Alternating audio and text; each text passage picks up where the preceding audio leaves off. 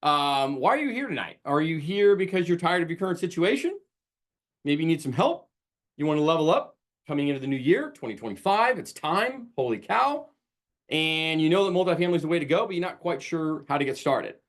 Or, hey, you're just curious about multifamily, not sure really what you want just yet.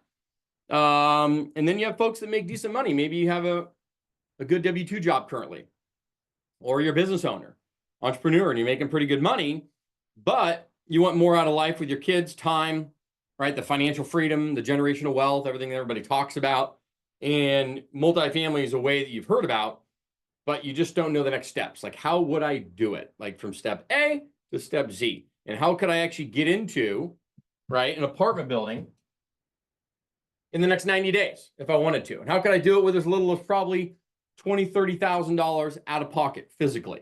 Okay, physically out of pocket, own a 10 to 30 unit apartment building in the next 90 days with, $20,000 to $30,000 out of my pocket, physically invested in owning and running and managing, controlling that deal, right? How would you do that? So we're going to walk through that tonight. So let me end that poll. I'm going to kind of share it so everybody can see. So about 72% of you tired and mad about your current situation. You need some help. You want to level up. You know the multifamily is the way to go, but you don't know where to start. Well, we are going to answer that problem for you tonight on where you start and how you do it. Handful of you kind of make decent money and or just curious about multifamily and don't know quite sure what to do yet. So I'll go ahead and stop that and then let's get going. Appreciate you guys sharing that info. Shy and Kevin, I believe we're in here right now. So just chime in, let me know on that. We should be good to go on that front. And I'm going to have you guys unmute and we'll get rolling. So beautiful. Well, thanks for coming on in. Let's rock and roll. Here we go. I hope this is going to be one of the best trainings, both from a high level, but also digging into the weeds a little bit for you. This isn't going to be just a fluff thing that we're just going to be like, oh, here's some top end stuff and here's some other stuff for you. So we will dive in. But I think it's important to kind of give context. If you don't know who I am, totally fine. I'm not like an influencer guy. So I'm a multifamily apartment guy. But what I have learned is that by utilizing media and social media, you can help grow profile, which then helps you educate and bring awareness and helps grow a community. And we're going to talk about community tonight a lot because that is the big picture, because that is how everybody wins, right? If everybody's gaining, right, from a situation through community and everybody's helping find, analyze, finance and fund, close escrow, and manage deals to where you can get into your first, second, third, 10th deal and beyond, and you have people doing it around the country, like-minded individuals, everybody wins, okay? Because multifamily, the one thing I need everybody to know tonight, when you pull away from it, is it is not a game of solopreneur. If you want to do multifamily, right, it is a game of collaboration and partnerships, because there are very few people that are out there stroking checks for a 10, 30, 150, 150, 200 unit apartment complex and stroking it on their own. They're typically collaborating with some of their money in conjunction with OPM, other people's money, AKA syndication. Okay, and we're going to get into that a bit tonight. Has anybody heard these quotes? Has anybody heard these quotes? The more hands you shake, the more money you make. And that your income is equal to the problems that you solve. I want you to think about that, your current situation, the job or the profession that you're in. Your income is directly related to the problems that you're currently solving for society, for your customers, for whomever, for your boss. If you solve $1,000 problems, you're going to make thousands of dollars. If you solve hundreds of thousands of dollar problem, you make hundreds of thousands. If you solve $1 million problems, you make millions of dollars. It is quite simple. So if you want to level up in life, because everybody wanted to do that tonight, you need to start figuring out how to solve $1 million problems, AKA multifamily. Solve $1 million problems, you get paid millions. Keep solving $1,000 problems, you're going to make thousands. Real simple, okay? And the more hands you shake, the more money you make. This is a game of, I'm not saying you got to go out there and be some socialite, but you can't be a hermit in a corner, right? If you want to be an entrepreneur and a business owner and an investor and multifamily and all this stuff everybody talks about, you have to shake some hands. You got to say hi to some people. You can't go sit in a corner. I'm not, once again, don't be a socialite. but you can't be sitting in the corners, being like, little Frankenstein guy.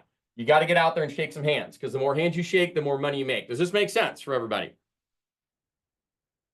We're going to be very direct tonight. I think, because I think that's really important for everybody to understand that, I'm not going to sit here and blow smoke up everybody's ass. We're going to keep it real. I'm going to show you exactly how to execute this plan, and then it's your decision whether or not you want to do it, right? Does anybody remember 2008? Was anybody old enough to remember the chaos of the financial crisis of 2008? Chime in the chat. Did you lose a house? Family members? Did you marriage implode? Bankruptcy?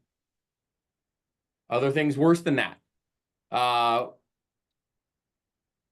got in the game 4 years after. Good for you. Good timing. Good for you. I was there. I bought my first house and ended up in a split payment. Okay, fair enough. Yeah, pretty wild times. Pretty wild times. So I'll kind of fast forward kind of my history of that. So my name's Justin Brennan, multifamily investor. Kind of really been doing full-time multifamily and investing really since 2010. But I was double timing it as a luxury real estate agent and buying multifamily properties, rental properties. Okay. So that was kind of this part of life. And then you walk into the 2007, 2008 financial crisis. At that time, I'd already made it on my own, right? I did title, did other things coming out of college. I was successful on my own. And I said, okay, now it's time. I want to go work with family. So I ended up working with my dad. And I grew up digging ditches on my dad's job sites. And, the funny story is that my grandmother, God bless her soul, 91-year-old Italian woman, she was driving around South San Diego collecting rent on her little apartment buildings that she owned until the day she died at 91 in her little S10 Chevy truck. And she passed on some knowledge to my dad, but my dad, no one had really ever truly made it in our family until my dad.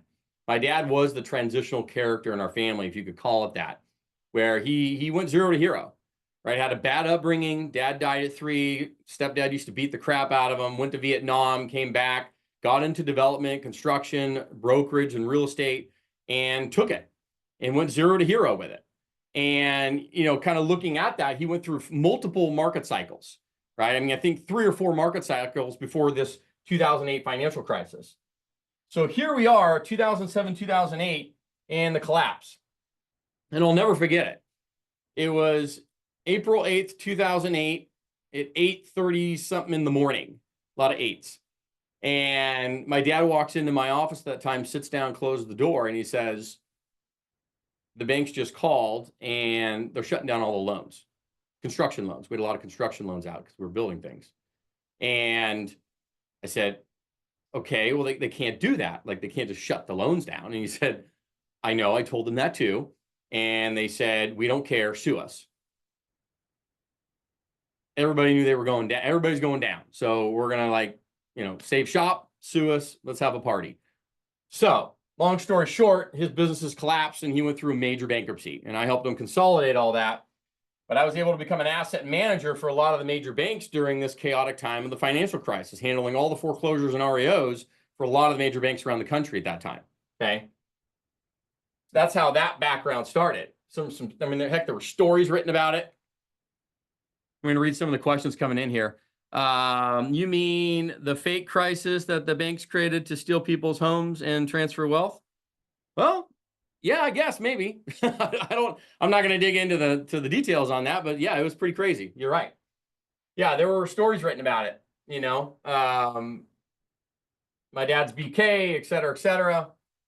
This is my dad here. This is little Justin here back in the day.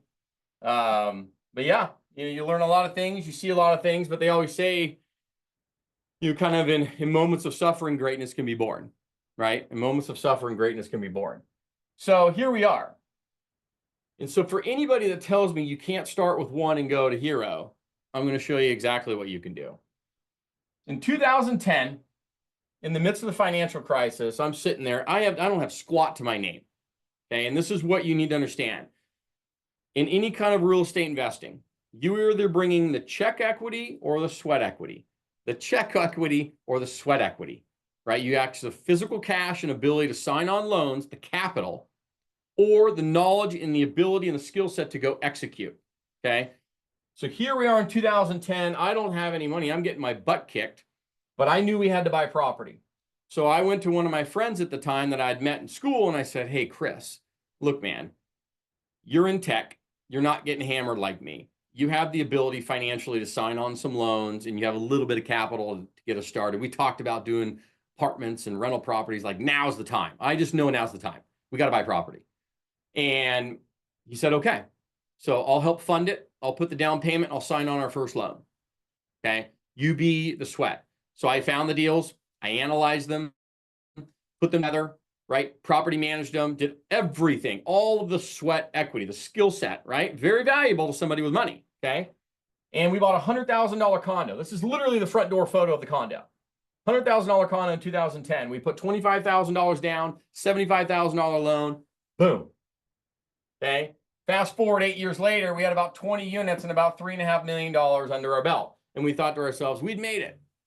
Now, it took it, we could have gone so much faster. If I would have known what I know now, then, right? Hindsight 2020, we could have done so much more.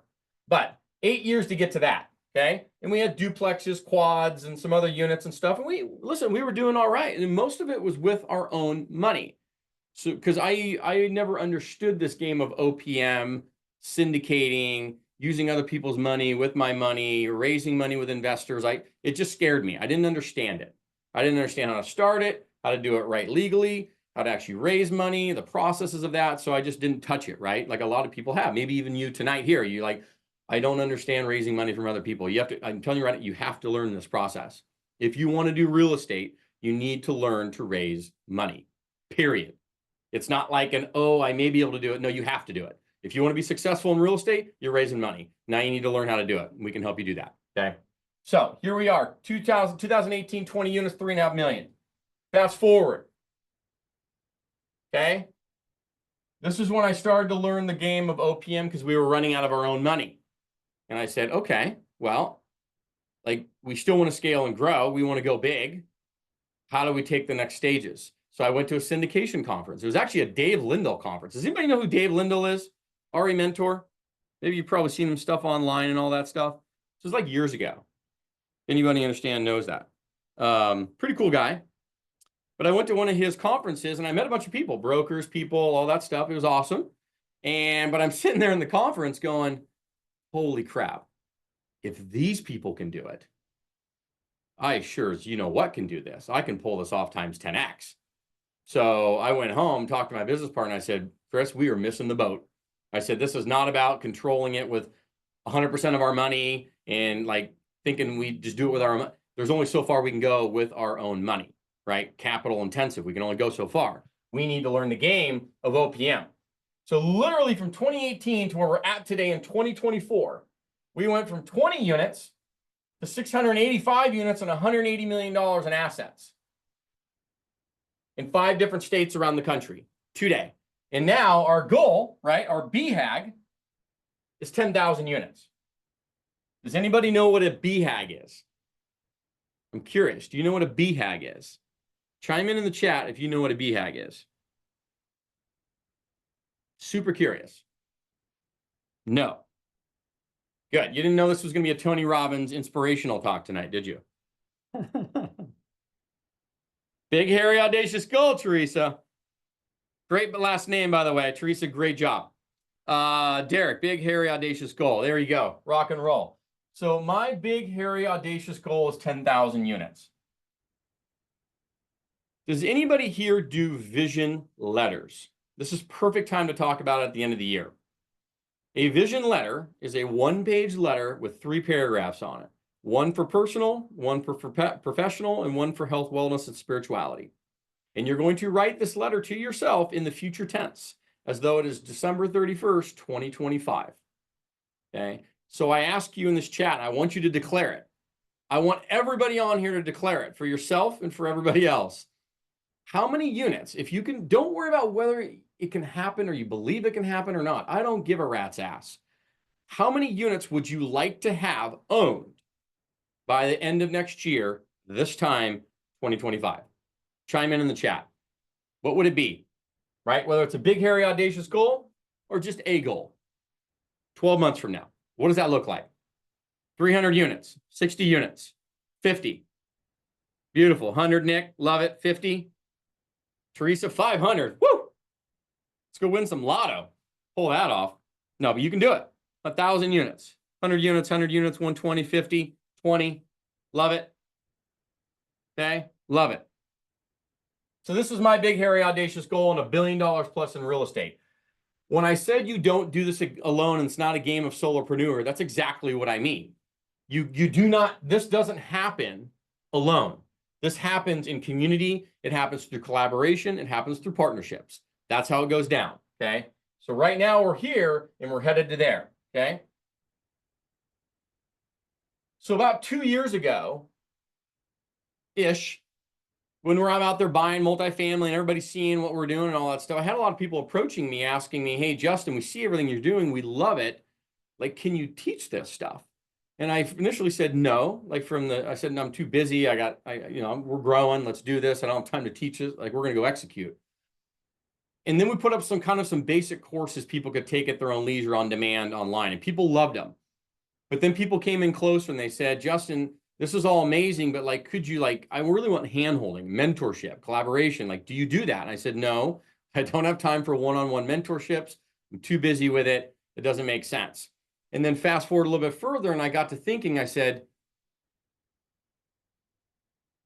this whole game of community, I said, what if we could create a win-win situation? What if we could create a community of well-trained investors that we've had effort in, helping them get into their first, second, third, fifth, 10th apartment complex, 10 to 30 unit deals because they're newer, and now they have success, so they're winning.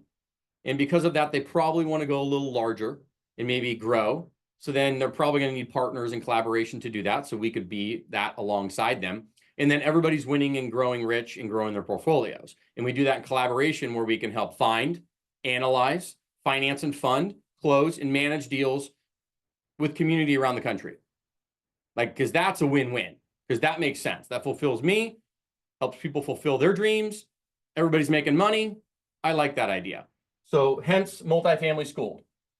Multifamily Schooled is kind of the education company, but really the community that we built and collaborating around the country with other investors that we are helping do this and execute. And then we're partnering. And inside of there, finding, analyzing, financing, funding, closing, and managing deals around the country with people. And that's how it spawned, because that's how we're growing our portfolio. It's not just from us going out and finding deals on our own, but then the community's doing it. And people that are out there executing at 10, 30, 40, 50 units, and then they want to go to 80, 90, 100 units. Most people can't do that alone. Remember, you can't stroke the check alone. You typically are collaborating on deals like that. Hence the reason the community came into effect and people are doing deals. And that's the big purpose behind all of this stuff. Has anybody ever done a self-identity audit before?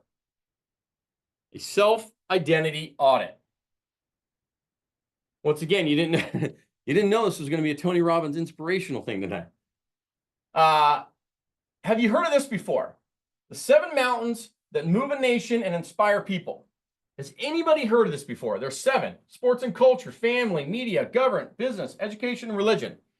Let me throw these up real quick. Okay. What are your mountains? I'm launching this poll. You see them up here. What are your mountains? I want you to pick 3 or 4 that move you, right? That gets you excited, because money is awesome. It's a great motivator, right? But it won't keep you going. It's not going to keep you going when you're depressed, pissed off, don't want to deal with the day, things are shitty, whatever. You need something in your belly, the fire, right? It's the fire. And when I say family, it's not just your personal family. This is philanthropy, giving back, helping others, leaving a legacy, doing stuff well beyond yourself that'll help fulfill you.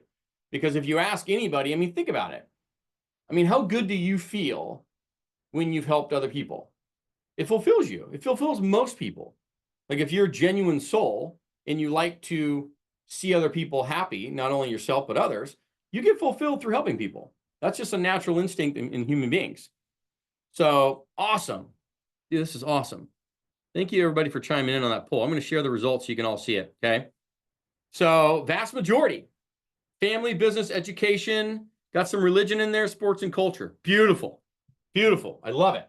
Okay, so let me show you how this game works for yourself, and then kind of how I'll use myself as an example for you. So that way you can kind of see when you see this in the future. I did this for myself a couple of years ago, and it's changed everything for me, because now it gives me like beyond just a why. I mean, I have kids and family, but now it gives me like a very clear vision on what I'm doing, why I'm doing it, and where I'm going. And I love that. So you have to have a successful business. That's kind of my vision. That's number one for me. Because if you have a successful business, right, things grow, money's flowing, then you can distribute that money. Because money to me, I don't know what it means to you. Money to me equals choices. Choices. The more money I have, the more choices I have in terms of what I do with it, right? Do I spend it? Do I save it? Do I give it away? Do I invest it? What do I do with it? But I have choices, okay? So successful business is number one. Number two is media. I told you I'm not an influencer guy, right? I don't have, hundreds of thousands or a million followers and stuff. I'm a multifamily investor guy, but I've realized that through media and collaboration and raising profile, we can help then do the other one, which is educate, okay? And when I say educate, I mean community, multifamily school community, because by building a community of well-trained investors who are all winning, we in turn win, because the law of reciprocity, that's how it works. So education via the media, and then allows us to take it and go into our true passions, which is our family, right? It's our family. And not only personal family, okay, but also philanthropy. Big proponent of tunnels to towers. Don't know if you know what that is, but we give a lot of money to that. The SEAL Future Foundation, that helps transition Navy SEALs from SEAL life, team life, into civilian life. And then there's many others. There's the, we're helping kids with disadvantaged kids around the country, especially if they had bad upbringings, bad situations, and they didn't have good role models or mentors and weren't educated properly. How can we help them see the light, right? Everybody has different starting points in life, so you can't control that, but you do control what you do with your life, regardless of your starting point, okay? So that's a key, and these are huge passions for me. So once again, leveraging strong business, media, education and community, then family. 1, 2, 3, 4. And that is like, that's the core for me. So same thing for you. Think about it for yourself, okay? Think about it for yourself. And then through that, you get to meet some cool people. I don't know if you recognize anybody on the screen, but this has happened in the last couple of years. So this has been really cool, because by doing the media and everything else we're doing, this is Robert Martinez, apartment rockstar guy. You probably know Grant Cardone. If you don't, Brandon Turner. Oh my gosh, this guy is unbelievable. So founder of biggerpockets.com, and a couple other people founded that with him. And he's gone off and done some incredible things, but Beardy Brandon, and then Ryan Pineda and a few others. So you get to meet do some really cool things when you get into the space. Okay. Enough motivation for the night. Let's get into this. How to buy apartments. I'm going to erase this real quick. That way I can check it off and go back through it with you. So here's the thing. I call this our 5-pillar method, because it doesn't matter whether you're getting a duplex or a 100-unit complex. It's going to follow the exact same pattern, okay? The exact same pattern. You have to know how to find good deals, primarily off-market or pre-market, as they say, okay? Analyze those deals. Is it a good deal? And be able to tell that pretty quickly. And then once you do that, how do you finance and fund these things, both with debt and equity?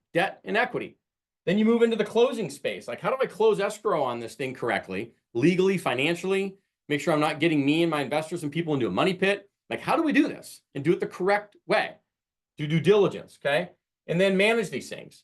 Whether you're doing it in state or out of state, from here or from afar, how do you do it? And how do you do it properly? How do you hire property managers if you need to do that? How do I self-manage if I need to do that? These are the 5 pillars of buying and owning apartment buildings. Does this sound about right? If you're seeing these, does this sound about right? Like things that you'd probably get caught up on. So where would you say, out of these 5, okay, where would you say your roadblocks are at? Curious about this. I'm going to throw this poll up. Where do you think you probably get limited the most? Where are your roadblocks?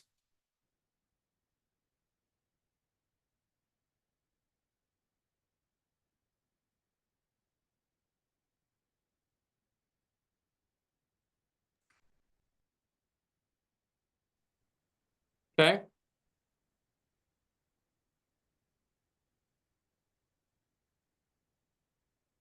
beautiful. Okay, so I'm going to go ahead and stop that and share it. Pretty common. The two biggest ones, finding good deals, right? You got to source them. How do you source the deals? And then analyzing's there for sure, but financing and capital, where a lot of people get pigeonholed and roadblocked by that and bottlenecked when you get to that point. Beautiful. So we're going to go through those. I'm going to focus on the top three, okay? Just to kind of keep our time going here for everybody, be respectful. We're going to focus on these guys right here. And we'll pass by these, but we'll touch on that, okay? So creating wealth in real estate. Simple kind of diagram here, but you're going to take any asset. Okay, this is how you do it. You're going to borrow money against it. And that money comes in the form of two things, debt and equity. I'm writing left-handed, so forgive me for my horrible handwriting. Horrible handwriting. I'm going to stop sharing that for you guys.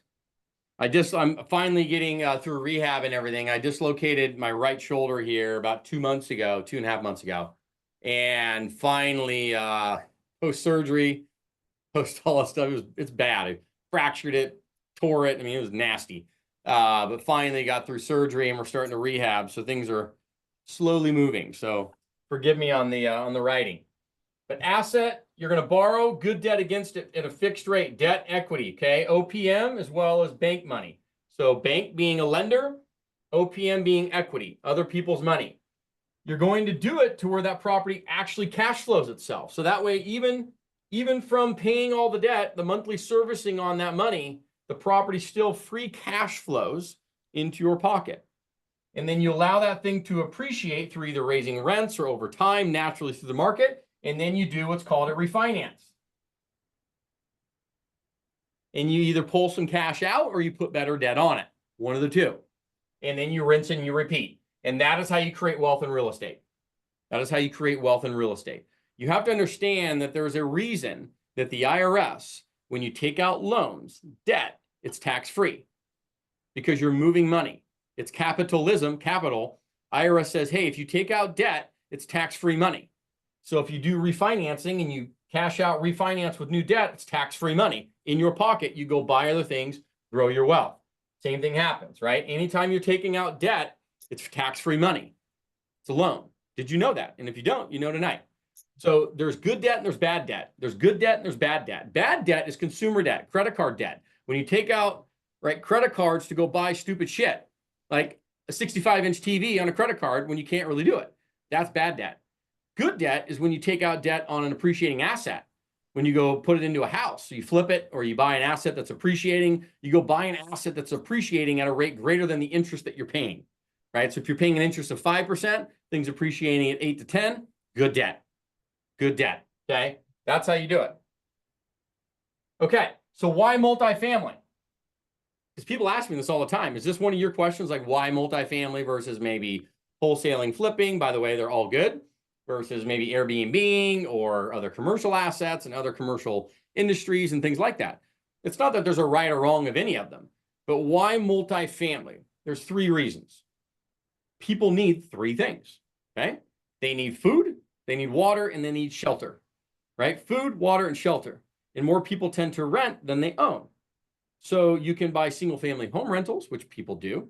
I still have yet to figure that one out, why you would go buy 10 single-family homes when you can go buy one building with 10 units in it and have massive economies of scale, okay?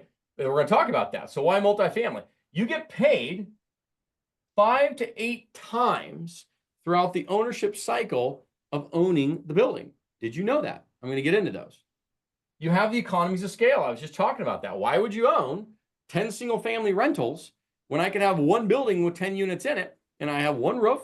I have maybe even one water heater, one insurance policy, one mortgage, one insurance, one this, one that. And if one tenant moves out, then I go from 100% occupied to 90% occupied, versus if a tenant moves out of my single family home, I go from 100% to 0. So you get the point, economies of scale. It's easier to finance because you're not dealing with residential financing anymore. Now you're dealing with commercial financing. The biggest difference between those is the lender in commercial financing, when you're buying something that's 5 units or more, they are going to underwrite the property, not you.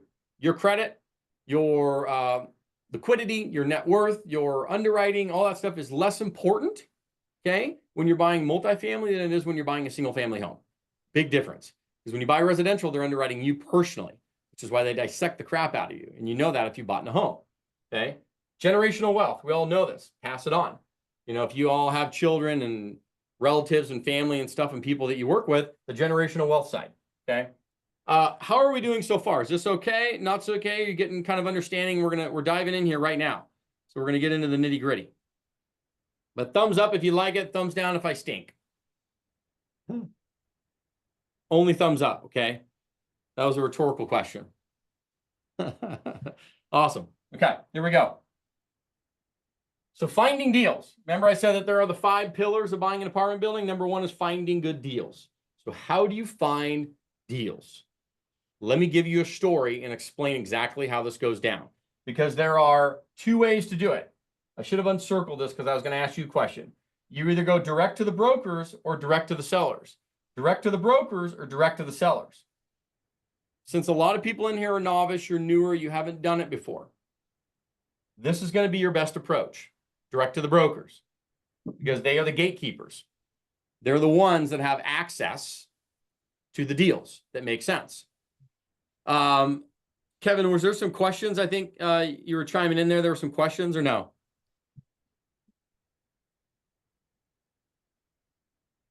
We're missing them. Okay. Yeah, let me know if there's, I think you said there were some questions people were putting up. So I want to make sure I ask those. Deals that aren't going to break the bank. Yuvi, I have broker relationships. Love it. Okay. Well, let's kind of explain how this game works. When we moved from just buying properties on our own with our own money to the game of going larger, our first deal we ever did, remember I said 10 to 30 units. Our first deal was a 27 unit in Kansas City, Missouri. Okay. I'd never been to Kansas City, didn't know the market, never been out there, didn't know nothing about it. But I had people telling me it's a great market to get into. So I started doing some research online a little bit. Then I talked to a broker I'd met, and he lived there. And we started making some connections. And I said, okay, in about 3 weeks, I'm going to travel out there. But I'm going to go ahead and go online and start looking at some deals that I may be able to tour while I'm out there. So I went on Crexy.com. Crexy.com. There's LoopNet, there's Crexy, there's CoStar. These are all free marketplaces online. You can look at all types of commercial real estate. Crexy.com, I found 3 properties in Kansas City proper that I wanted to look at. I didn't know if they were good deals or not, but I wanted to look at them. So I went ahead and I called the brokers and I said, hey, you know, Mr. Broker, this is Justin Brennan. I'm with Brennan Pulley Capital. We buy multifamily buildings. I'm going to be out there in a couple of weeks. I was looking at this building, 14 units. Can you tell me a little bit about it? You know, and we chat for a minute and I said, great. Do you have any offers on it actively? Or are you guys, when are you taking offers, and how do you guys do tours? Are they group tours or are they private tours? And when can we do that? So I went through a little song and dance a little bit. We did it for 3 different brokers, right? 3 separate properties, 3 different brokers. The purpose of doing that wasn't because of the deal. I knew those deals probably weren't going to work out financially. That wasn't the point. The point was to build the relationship. Go out there, shake hands. Remember, the more hands you shake, the more money you make. Shake some hands, rub some bellies, right? Pet some babies, and meet some people and make some relationships. And then after those tours and stuff, I said, hey, John, Mr. Broker, look, really appreciate it. I don't know if this deal is going to work out for us. We're probably too far apart between seller and us, but listen, we're going to buy. I'd love to buy through you. Do you have any other deals, or can I get on your email private list so that way pre-market deals you're working on or things that are coming up, I can get access to? We can take a first look at them before they go live to all these websites. That's how you get access to the brokers, and you build a little rapport, and now you're going to start getting into their little nest egg, because you have to understand the process for which a property goes on the market in commercial real estate is different than residential. It doesn't go to the websites first. It doesn't go on Zillow, Trulia, Redfin, Realtor.com. It goes broker gets it, He puts a little package together. He emails it out to his database that he has internally first. They get a little 2-week head start on it. If that deal makes sense financially, they're striking it and they're closing and they're making it happen before you ever see it on the websites. And that's why you're wondering, because you're probably on a lot of these websites and you're saying these deals don't make any sense. No shit. Excuse my language. No shit. There's the reason for it. Because once it gets to the websites, it's overpriced, right? It's overpriced. So you have to negotiate. That's how those deals get done. But it's not that they can't get done. It's that they're all overpriced because it didn't sell pre-market. So it went to the websites where it's overpriced and they're looking for a chump to overpay. It doesn't work like that. Most of the deals are done pre-market. Then you have the ones to the website. Some of them get done, some of them don't. That is the reality of the situation. Does this make sense? Thumbs up if it does. Thumbs down if it don't. Obviously, there's nuance to this, but let's talk about the broker game. Like I'd mentioned, I gave you that analogy of the story. You're going to leverage the on-market deals, which I found, to get access to the off-market deals that trade, okay? If you were to take 100 deals, okay, 100 deals, only 40% of them are on the websites. Only 40%. A whopping 60+% never see the light of day, and they will trade pre-market, call it off-market, pre-market, okay? So keep that in mind. The game, if you want to do this without spending a ton of capital when you're getting started, is you leverage the broker relationships. And how you get started with those broker relationships is you got to make a few phone calls in a market that you're interested in. So like a lot of folks that come into the community, the first thing they're doing in the first 2 weeks, not only just setting up kind of the business in a box thing, right, LLCs and all that other stuff, but it is picking the market, right, business planning for the market you're going to go into, identifying the properties and brokers you want to start looking at, start building those relationships to do some tours. I was just on a phone call today with one of our new people in the community, Bruce, and he's going into Alabama. He's in Alabama now. He's been flipping houses, and great guy. And he's starting to build those relationships. He already has a few of them, but he totally gets it. He's like, Justin, I did this when I was flipping houses. I get it. I get the game. I said, beautiful. So you understand how this is going to work. And then you're going to start to get this deal flow coming through pre-market, where the brokers are going to tell you, hey, this thing's going to, we're going to go out to market in a couple of weeks, but you can take a quick peek at it right now. What do you think? And that's how that game starts. That's how you get access to it, okay? But that's the game of finding deals, okay? So that's checkbox 1. Let's get into analyzing. The whole game of commercial real estate, and it's not just multifamily, but commercial real estate, is all about this beautiful thing called net operating income, NOI. Because the value of any building is based off of that, okay? The better you make the net operating income of any commercial building, the more valuable the building is. It has nothing to do with how I feel or how pretty the landscaping is outside or any of that stuff, right? Those are cute, but they don't raise the value of the building. It's not a comparable game of what the other properties in the neighborhood sold for either. That's nice, but it doesn't mean anything. What means everything is how does that building operate, period. What is the financials? No different than 4 businesses on the same block, and you go into one business that's kicking ass, and the other ones stink. So these guys are operating at a great profit, net operating income, okay? So the power of NOI, for every $1,000 a month that you can boost the net operating income, you literally are putting $220,000 in value into your pocket. For every $1,000 you can boost the net operating income. That it's very powerful. So $12,000 a year, $1,000 a month. So let's take a 10-unit building, okay? If you take a 10-unit building and raise the rents $100 a month, $1,000 total, $12,000 a year, you just added $220,000 in your pocket. It's that simple, okay? Simple, but it's not simple, right? But that's the game of NOI. So that's how you start analyzing the deals. So what makes up a good deal? People ask me this all the time. What metrics make up a good deal? What metrics make up a good deal? Let me take just a second. I want to make sure that I get you guys this starter kit. 1 second. Kevin, are you there? Yes, I am. Can you hear me? I can. I know there were some questions people were having. Are they still there? Yeah. One of the question is, a lot of people reach out to us about raising funds and they're kind of scared to do it. How do you think about raising capital? Well, I was scared at first. I mean, that's kind of how I started off even tonight. I mean, when we were starting, we did it with most of our own money. And that was great because that's what I understood. But then you realize the true game of wealth. Here's a perfect example of it. Did you know that Elon Musk only owns about 10% of Tesla? Did you know that Jeff Bezos owns 4%? I think it's 4% of Amazon.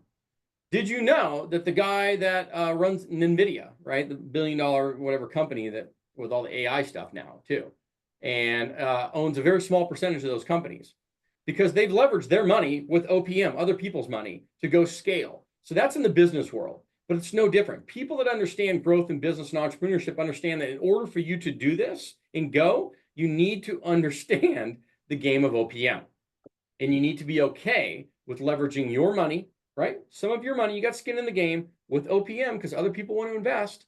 And once I understood too, this was another roadblock for me in my mind. Everybody wants to invest in real estate. I mean, everybody on this call tonight, you're here because you want to invest in real estate. That's not the problem. Everybody wants to invest in real estate. They just need what? A deal that makes financial sense, okay? And they need a trusted source to invest with, right? So that way you're not turning into an American Greed show 2 years from now because you took somebody's money and ran off onto the Bahamas. So that's really the two components that make it most easy, but we'll get into that in just a minute. But yeah, I had to get over that roadblock. But once you understand that you really just need 3 things to raise money, and I'll get into that in a second, it's actually quite easy. Quite easy. Okay. Another one came through that said, I want to do a 50+ unit deal. Why would I start at 10 to 30? Yeah, well, great question. So I would love for you to do a 50+ unit deal too. But if you're new, ain't going to happen. And I'll give you a reason why it's not going to happen. You could literally go try and break into the White House before you're going to get a 50 unit deal for your first one if you have not done it before. And if anybody you're partnering with hasn't done it either. The main reason is because when you get to that level and or above, you're not dealing with mom and pops anymore. Okay, you're dealing with sophisticated brokers, sophisticated lenders, sophisticated sellers. They're not going to give you the time of day. And you're going to really have to have a resume to start partying in that game. So when you're dealing in the smaller size, 10 to 30 units in that space, under 50 for your first deals, they realize that most people are newer in the space or newbie, period. So you're dealing with more mom and pops, brokers that'll call you back, lenders that'll deal with you, sellers that understand. You're just dealing in a space where you're seeing more mom and pop deals. That's why you start there first, cut your teeth, as I would say. Then if you do 2 deals or so in that space, now you can level up and put some more zeros on it and go big, okay? Or go bigger. Does that make sense? And then one more, how much of your own money and OPM are usually put up for most deals? Yeah, you're going to put in 5 to 10%. So if it's 100 grand, right? 5 to 10 grand. 5 to 10% of the equity requirement you're putting in. The rest can come from OPM. Yeah. Seller financing is also an OPM, by the way. I seller finance a 12 unit from a 76-year-old woman. Beautiful. And we can get into that. It's a great play. Great play. I'd even love to bring, if you don't mind, hang in there. I'll bring you up to chat just briefly on that. Because I'd love to walk through that so people can understand that creative financing game. Okay. Once again, let me make sure I get you guys this toolkit before I forget.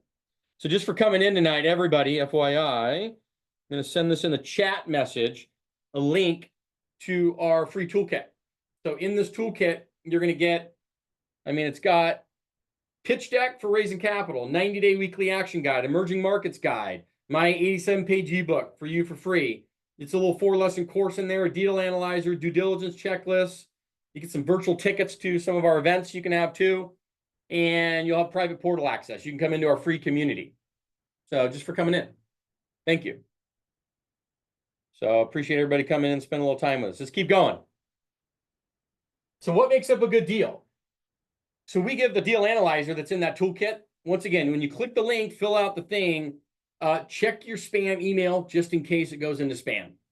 everybody's got different filters, but check your spam email post and make sure it gets in there for you guys. And then you'll have your login portal and all that. And you'll have access to everything. Okay. But in your deal analyzers, which we give you like in that download, it'll do all this math for you. So you just need to make sure that the numbers look like this. Okay. You need to make sure the IRR is 14 to 20+% a year. The cash on cash, COC, cash on cash is 6 to 10% or more per year. The equity multiple, EM, equity multiple is 1.8x or more, meaning if I give you 100 grand, I get $180,000 back. 100 grand, $180,000 back. Okay. Any questions on these three metrics before I move on? The link, oops. There's a link there, meet everyone. Yeah. So you should have it in the chat. The link's in there. And then Kevin and those guys can do that too. Lindsay, just to kind of repeat it, your IRR, internal rate of return. Once again, I don't want to get into too many weeds. I'm just trying to give you guys enough to understand how you would actually say, what's a good deal? That way you can either move on from it or not move on from it and decide whether you move forward and put an offer in or you keep going and look for other deals. It needs to meet all three of these metrics. IRR, 14 to 20+%. Cash on cash of 6 to 10% or more. Equity multiple of 1.8 or more. All three of those. If it does not meet all three of those, you keep going. Keep going. Because if the deal doesn't make sense, you guys, you're not raising any money. Okay? It's real simple. If the deal sucks, you're not raising money. If the deal's great, you're raising money. The money will chase you. The money will find you. It always has, it always will. If you have a deal that makes sense, the money will find you. Because money loves making money. Okay? Money loves making money. So if you can find a good deal, the money will chase you. Yeah, I'm not going to get into the weeds on the equity multiple. Once again, our deal analyzers do all that math for you. You just plug everything in, boop, pops out. Okay? So if you hit that little, you can get the deal analyzers we give you for free on that link, on the multifamily toolkit. Okay? So you're more than welcome to take advantage of that. And that all calculates everything. I'm not going to get into that tonight. We'll be here for 4 hours.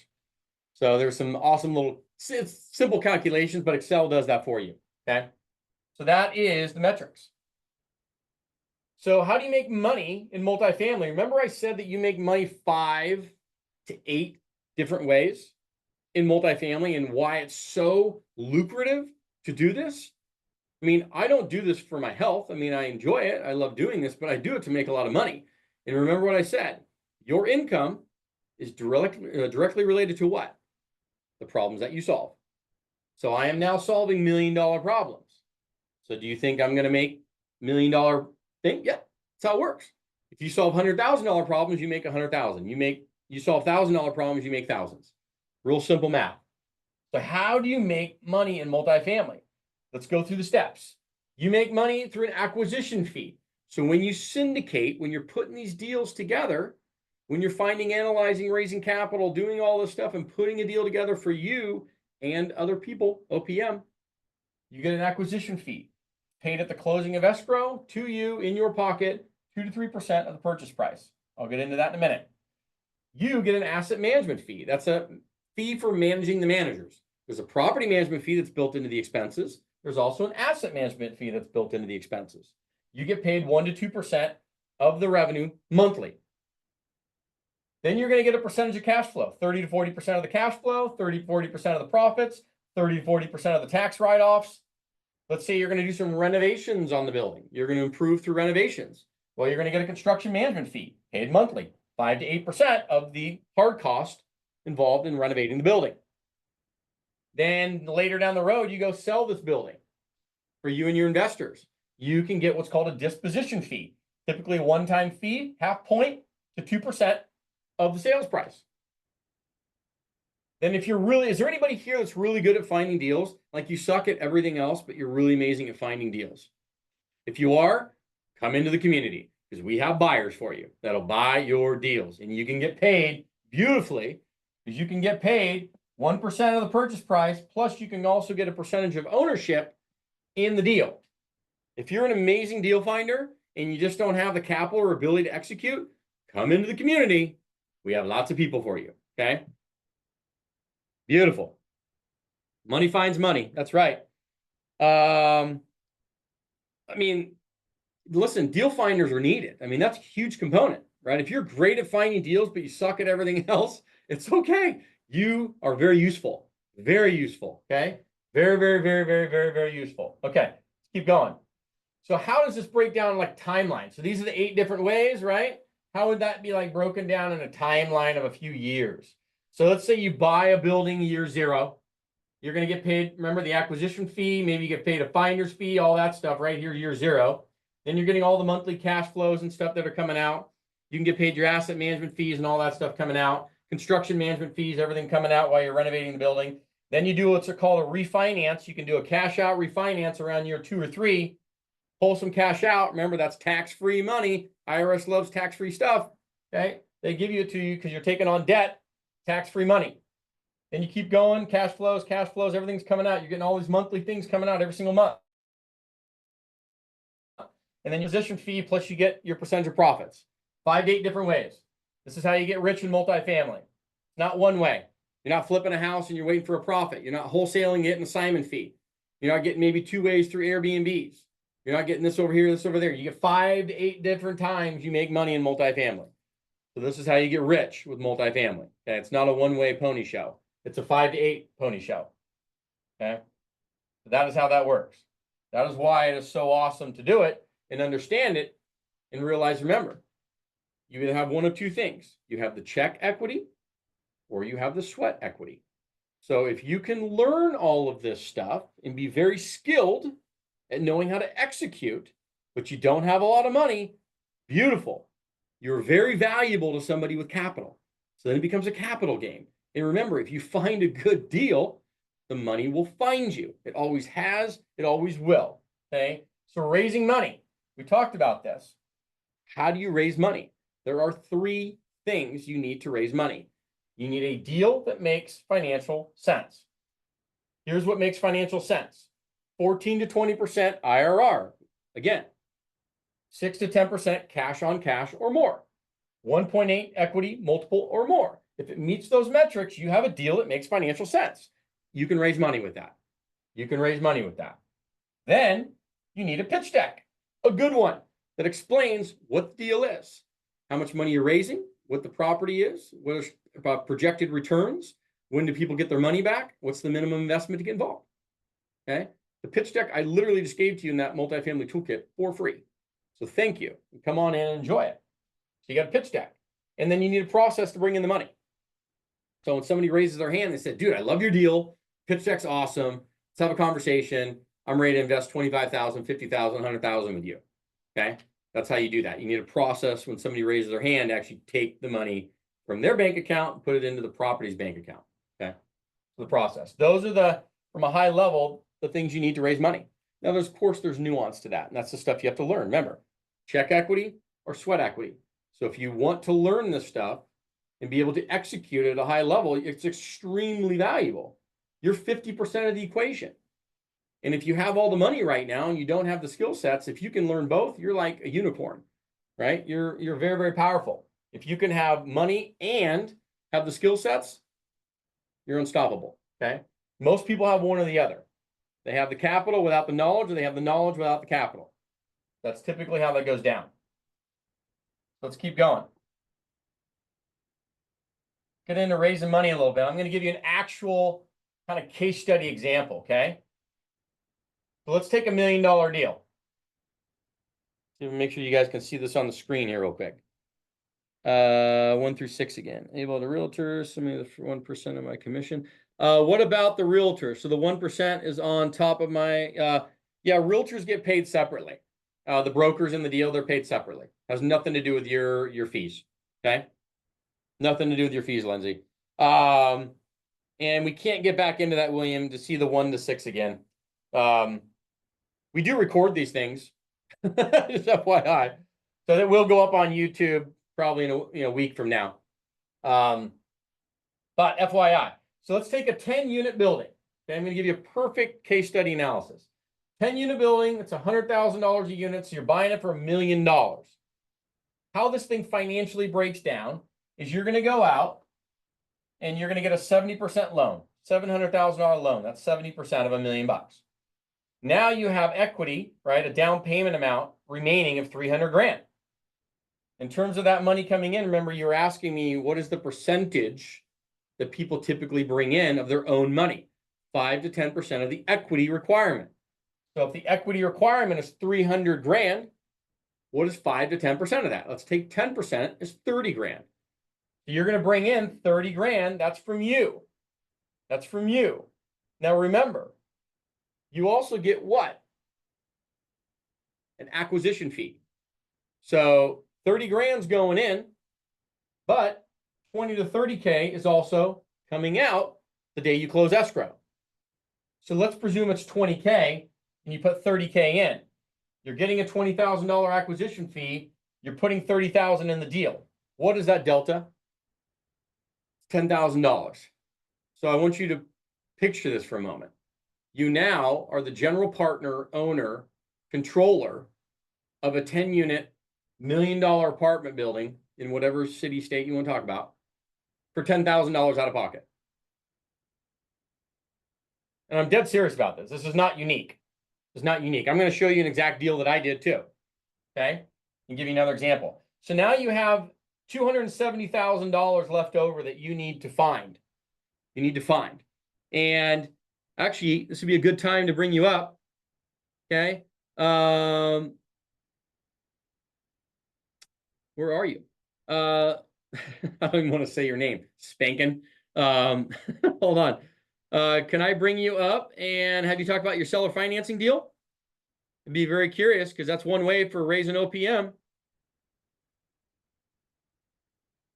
One way for OPM. Hold on one second here. I'm scrolling down to find you. See if I can get you. There we go. I'm going to bring you on to talk. It's going to give you a little notification right now. Bring you on live with me. All right. I think that should be. Yep, we can hear you. Beautiful. So yeah, talk about this financing deal. This was an old 76-year-old person, 12-unit complex. How did that break down? As far as the deal itself or the numbers? Yeah, the numbers. Yeah.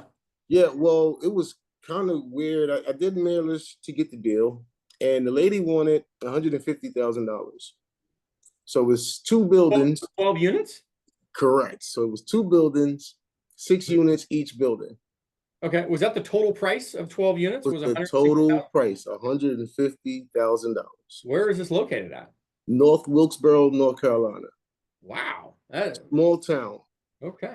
It's outside of Winston-Salem. Okay. It's not a large population. Okay. But still, it was a cool deal. I mean, she was so motivated that I did all the terms. She was 100% ready to agree to anything I came up with. It was unreal. You know what I mean? Yeah. We used a regular North Carolina state commercial contract.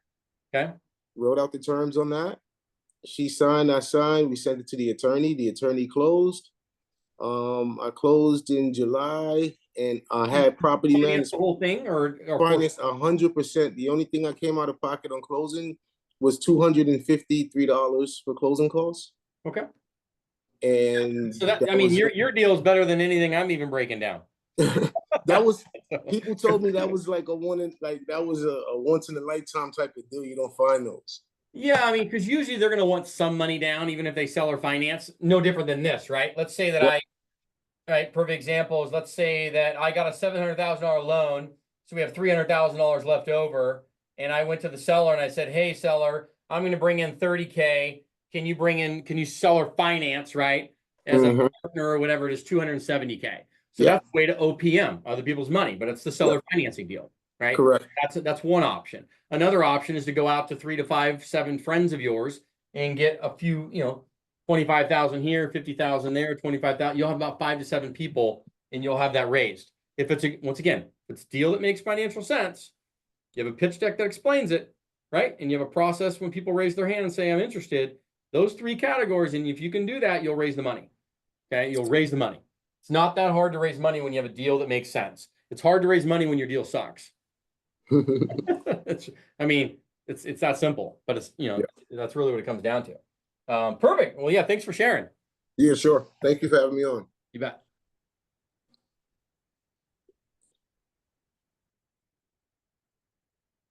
Perfect. Okay. So kind of moving through, and how that deal would break down structurally, okay, from like a legal aspect, all right, is you're going to have an LLC that's specific to the property for a 10-unit building. And then you're the general partner, you're the GP over here. You have limited partners, those are your investors or OPM, right? Now you're bringing in, remember, you're bringing in 30K, and for that, you're going to get about 30 to 40% of the deal, but you're going to have full control, full voting rights, full control. The difference between percentage of profits and control. You have full control, and for 10% of the money, you're going to get 30 to 40% of the deal, okay? Now on the limited partner side, all your investors, they're going to bring in 90% of the money for you. They're going to get about 70% of the deal. They're also going to get a preferred return, somewhere between 6 to 8% preferred return. What that means is that's money that's paid first before your 70-30 profit split. Before your 70-30 profit split. You're going to have 6 to 8% preferred return on their money first before the 70-30 profit split, okay? The cool thing about it is when you're a general partner, you guys, not only do you get this 30%, but your money actually comes and you are your own limited partner in your own deal. So you get to call, I call it double dip. You're getting all the benefits here, plus you get your percentage, pro rata percentage of the limited partnership. You get to double dip in your own deal. This is why to be a general partner is what it's all about. Because not only do you get control, but for a limited capital in, you get the holy grail going out. But you have to work your ass off. But remember, there is no get rich quick schemes. If you have not, right, sweat equity or check equity, right? If you have ability to execute and you're very skilled in all of this stuff and you know it, you're extremely valuable to somebody with money or some peoples with money, okay, who want to invest in real estate. They just need a deal that makes financial sense and a trusted source to invest with. It's complicated, but it's not complicated, right? The more hands you shake, the more money you make. And I keep repeating that, but that's kind of the overwhelming concept of community collaborations, partnerships, shake hands, more money you make, right? Your income is equivalent to the problems you solve. You see kind of recurring themes going through this. So stick with me for a few more minutes. We're just past time. We're going to probably go another 10 minutes or so and we'll be done, okay? So that is how that deal structures. Now, closing, remember, told you we're not going to get into that. Managing, we're not going to get into that tonight. So let's give you a case study of a deal that I did. An actual deal and exactly what I made, how I made it, and what happened, okay? So we bought a 31-unit deal, okay, in the Midwest, and I had $18,000 out of pocket, physically out of pocket. And let me show you how this worked. So we bought the deal for $1,525,000. We put about $400,000 in renovation dollars into it. We had closing cost of about $225,000, right? So all in, we were about $2.150 million, all in. Now, loan amount, we had about $1.5 million loan, about 70%.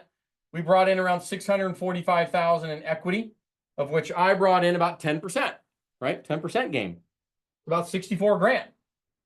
90% came from, on that deal, we have 7 investors, ranging from $25,000 checks all the way up to $150,000 check. Okay, 7 investors brought in $581,000. Remember, I got an acquisition fee of 45 grand. So that delta between the money I put in, the 64 grand, and the 45 I got out at the close of escrow, $18,500 out of pocket. And I have control of a 31-unit building, 31-unit deal. It's $1.5 million on the purchase price. Now fast forward. This is where it gets amazing. So this is honestly the greatest deal ever. $1,525,000 is what we bought it for. Now through the renovations, remember we put $400,000 in renovating the property to increase how it looked, raise the rents. We literally took that building from $1,525,000. We got it appraised after we were done at $3.6 million. We were able to do 100% refinance on that property, pull all of our money out. Our money, investors' money, everybody's money. We were literally 100% out of the deal. and then we still owned it. So now we're playing with house money, right? And we did that within 24 months. I got paid an asset management fee every month for managing the deal. I got 40% of the profits and the cash flow getting pumped out of that deal. Okay. So at $2,000 a month for 5 years, that's 120 grand. Then going to sell the property, making 470,000. So for $18,000 out of pocket, I made about 590,000 bucks on that exact deal for $18,000 out of pocket. Now, I don't know where else you go to pull that one off and have limited exposure and have full control, but that is not an abnormal situation. That's pretty relatively common. The only abnormal part about it was how we were able to take it from $1,525,000 to 3.6. That was kind of a unicorn deal. Most of them you may bump at $1 million bucks, so 2.5 versus 3.6. But other than that, the procedure, everything was smooth.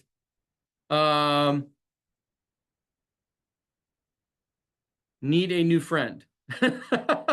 What's the friend's motivation to pitch in? What do you mean by that, Lindsay? To pitch in, what do you mean? Is it doable with full-time employment? Oh, great question, Derek. So yes, 100%. Most of the people in the community are. I mean, when I got started, just to give you an idea, when I got started, 2010, I was a full-time 10 hours a day luxury realtor in Southern California, and we started buying property. Okay, 10 hours a day. That's profession A. But I knew we needed to buy property. So in the evenings, okay, come home, spend time with family, put the kids to bed. A couple hours a night, I was on the computer looking at deals, finding things, double hustling. Okay, if you can put in 4 to 6 hours a week in the beginning, 4 to 6 hours a week, it's not a ton. You can 100% get going, because that's how I started. And then now a few years later, I said, by 2021, I want to be 100% out of residential real estate, and I am. Okay, 100% out. So yeah, full-time employment, you have an 8, 10-hour job. Awesome, sweet, go to work, come home. Yes, are you going to have a double hustle side job? Yeah. Where do you want to go in your life? How bad do you want it? Because if you kind of want it, if you really want it, you'll make it happen, right? But I'm not asking for 20 hours a week towards this, but if you can put in 4 to 6 hours a week to get started, and then what you see is you start to see progress, and then you make some money with it. So then you're like, oh, I'm going to put in some more time, right? And then you start moving. Then you get to a certain point, you're like, screw the 9 to 5, I'm going all in. And that's what I ended up doing. Okay. Beautiful. Yeah. Yeah. And I was making good money in residential, making good money, 300, 400, 500, 600,000 a year, good money. But, I wanted more, not so much for the money side. I wanted to get out of the hamster wheel and the rat race, the transactional hamster wheel. So, but anyhow, that was that deal. That was that deal. How's this going so far for everybody? Pretty good? Damien had asked the acquisition fee. What part of the deal is that coming out of exactly? Closing costs. Closing costs, Damien. So kind of going back to this, on this deal here, that $225,000 in closing costs, that's all part of the initial cost of the deal. Your acquisition fee comes out of that. Great question. Great question. Any rate stabilization law in your deal? No. No, we don't have any rent control or anything like that in our deals. And we don't deal with Section 8. I mean, there is some Section 8 people. We just don't do properties all Section 8. That's a business model we just don't do. You can do it, but we just don't do it. Perfect. Okay. So that's that. And then kind of going back to this, to kind of finish up for everybody tonight in the multifamily school community. You get to come into the free community on that toolkit that we sent you. So that way it's going to give you access to that stuff and all the cool things in there. If you're just literally novice and you don't want to kind of learn the next steps and go to the higher level, not a problem. It's not for everybody. But let me ask you a question, because I'm actually going to give you guys an amazing opportunity tonight. Don't have to do anything with it if you don't want, but if you do, this is probably going to be the best you're going to see, because it is the holidays. So we're going to do something a little special. And my team doesn't even know I'm about to do this. We're going to do it anyways. So let me ask you a question. What if you could come into a community and have a business in a box? What I mean by that is have LLC, if you don't have an LLC formed, have help with doing that. If you don't have a website for figuring out for your company, your holding company, for your investment company, having that, set up and worked through with you. A CRM. So if you want to attract investors and run all this stuff through, and having actually a CRM and investor relations software and everything ready to go out of the box, that as well. And having all of that kind of in a business in a box, so that way business card, logos, some business stuff would all be taken care of, and you are officially an investment real estate company. Okay? Business in a box. Helping you source deals. Financing and capital for those deals. The debt and the equity. If you do, or if you have any 1031 exchanges, the community can help. If you have deals, like I said earlier, if you're a deal finder and you suck at everything else, beautiful. This could be for you.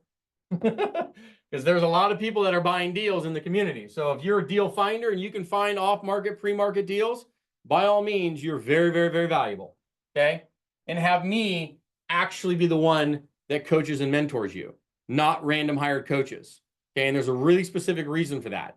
Multifamily is a little bit more complex than flipping houses and wholesaling and other stuff.